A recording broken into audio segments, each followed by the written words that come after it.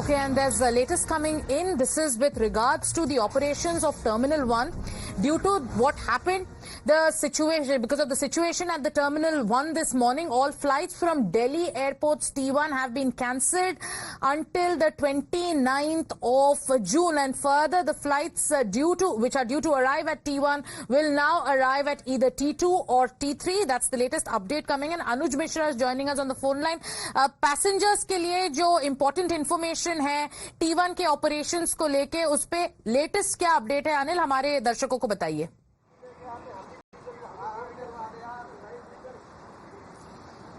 जी देखिए, फिलहाल जो है यहाँ से जो पैसेंजर थे उनके लिए पूरी तरीके से जो पैसेंजर अंदर थे उनके लिए तो फैसिलिटेट किया गया था, लेकिन फिलहाल यहाँ से जो है चूंकि जिस तरीके से ये पूरा हिस्सा गिरा और जिस तरीके से हादसा हुआ, उसके बाद यहाँ पे सारे ऑपरेशन जो है वो बंद कर दिए गए हैं। इंडिगो की तरफ से बाकायदा इस बाबत जो है वो रिलीज दी गई है। इंडिगो की तरफ से ये बताया गया है कि आगे फर्दर जब तक इंस्ट्रक्शन नहीं आता, फर्दर चीजें नहीं होती, तब तक ये जो हिस्सा था, यहाँ से जो फ्लाइटें उड़ने वाली थी, जो पैसेंजर अंदर जा चुके थे उनको तो फैसिलिटेट किया गया, लेकिन जो बाहर थे उनके लिए फिलहाल चीजें जो हैं वो बंद कर दी गई। वहीं दूसरी तरफ अगर बात करें तो फिलहाल यहाँ पर एफएसएल की टीम जो है वो मौके पे मौजूद है। मामले की जांच की जा रही है, क्योंकि जिस तरीके से ये पूरा हादसा हुआ, जिस तरीके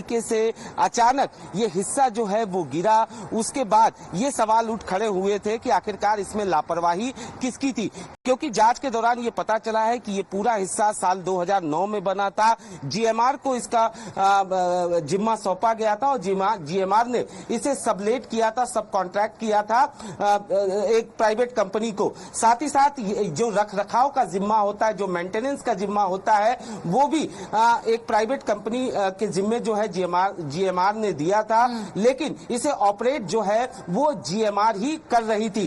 तो फिलहाल इस बात की जांच की जा रही है कि आखिरकार इसमें लापरवाही किसकी थी। वहीं दूसरी तरफ ये देखा जा रहा है कि जो पैसेंजर हैं उन्हें दिक्कतों का सामना न करना पड़े, उसके लिए ऑप्शन जो है वो तलाशे जा रहे हैं। तो जहां एक तरफ तफ्तीश की जा रही है, वहीं दूसरी तरफ पैसेंजर्स को दिक्कत न हो, उसके लिए भी लगातार कवायती कोशिशें की जा रही हैं। जी Anuj Mishra getting us the latest. Anuj, एक और सवाल आपसे लेना चाहूंगी।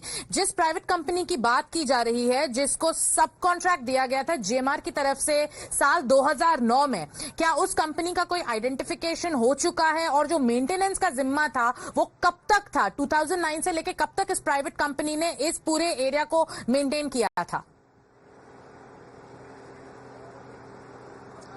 जी देखिए, जहां तक उस प्राइवेट कंपनी की बात की जाए तो निश्चित तौर पर ये पता लग चुका है, हालांकि अभी ऑफिशियली उसके बारे में कुछ ज्यादा नहीं बताया गया है। जहां तक बात किया जाए मेंटेनेंस की, तो समय समय पर ऑडिट होता रहता है और उसके बाद मेंटेनेंस की जिम्मेदारी जो है वो जीएमआर को दी जाती है। जीएमआर जो है वो एक प्राइवेट कंपनी को देता है, जिससे समय समय पर ये मेंटेन हो सके। हालांकि जिस तरीके से हमने देखा ये हादसा हुआ, उसके बाद ये बताया गया शुरुआती जांच के बाद कि बारिश इसकी वजह हो सकती है, लेकिन सवाल ये उठता है कि जिस तरीके से इतना खर्चा किया जाता है, मेंटेनेंस की बात की जाए या इसे बनाने को लेकर बात किया जाए, ऐसे में महज 14-15 साल में एक हिस्सा जो है वो बारिश की वजह से इस तरीके से गिर जाना अपने आप में एक बड़ा सवाल खड़े करता है। और इसी को लेकर लगातार हम देख रहे हैं कि विपक्ष जो है वो भी हमलावर है। वहीं दूसरी तरफ मामले की तफ्तीश की जा रही है और ये पता लगाने की कवायद की जा रही है कि आखिरकार इसका जिम्मेदार कौन है। So focus currently. Thank you, Anuj, for joining us.